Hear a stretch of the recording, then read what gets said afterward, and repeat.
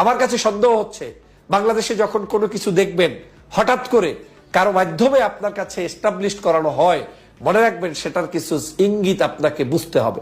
Doctor Mohammad Yunus সাহেব নিতান্তই ভদ্র মানুষ, নিতান্তই লোভলেস ছাড়া মানুষ, নিতান্তই রাষ্ট্র সংস্কারের পক্ষের একজন মানুষ, নিতান্তই সাহসী একজন বিজ্ঞজন মানুষ।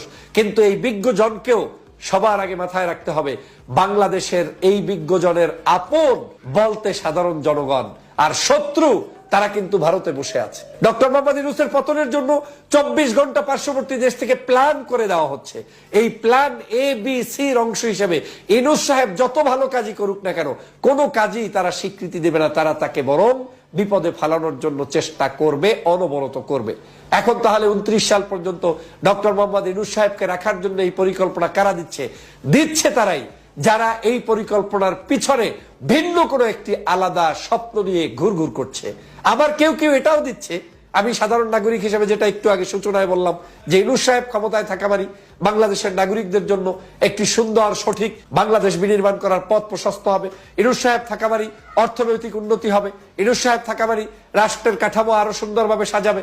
আমি সেটার পক্ষে, কিন্তু ডক্টর মোহাম্মদ ইউনূস সাহেবকে রাখতে গিয়ে একুল ওকুল দুকুল যদি আপনারা খুয়ান, সেটারও আমি বিপক্ষে। আমি মনে করি না যে নির্বাচন পদ্ধতি জুনের চাইতে খুব বেশি সময় হাতে নিয়ে নির্বাচন করলে সেটা ঝুঁকিপূর্ণ হয়ে যেতে পারে।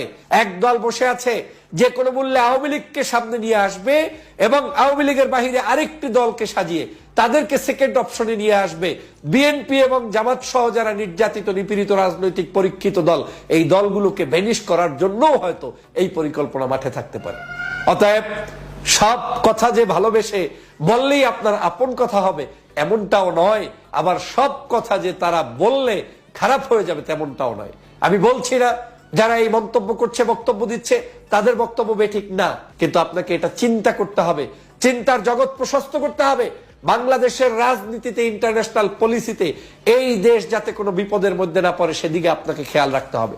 যেমন এখন আওয়ামী লীগকে আপনার নিষিদ্ধ করা যতটা সহজ, 5 বছর পরে আপনি এটাকে সময় নিয়ে নিষিদ্ধ করলে ততটা সহজ হবে না।